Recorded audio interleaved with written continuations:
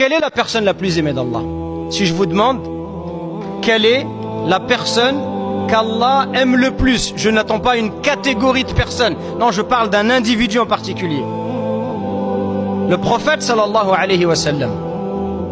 Le prophète sallallahu alayhi wa sallam, c'est la créature la plus aimée par Allah tabaraka wa ta'ala.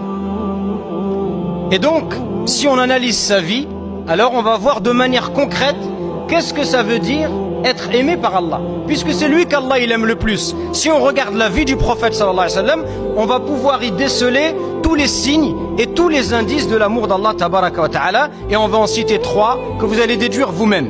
Tout d'abord, nul n'ignore ici, et nul musulman qui s'intéresse à la vie du prophète sallallahu alayhi wa sallam n'ignore que le prophète il a vécu une vie pleine d'épreuves.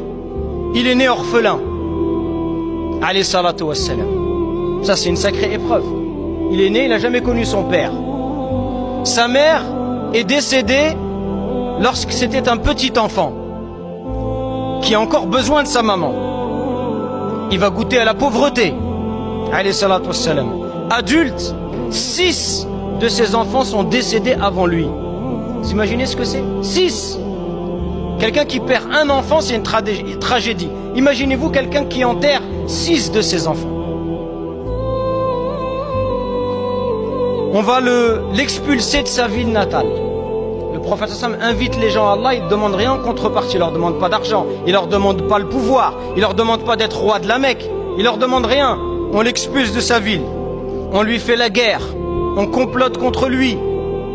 Même pendant les batailles, on l'a fait saigner, on lui a cassé des dents, on va l'insulter dans son honneur, on va dire que c'est un fou, un poète, un magicien, un sorcier. Ça c'est pas des épreuves mes frères et sœurs?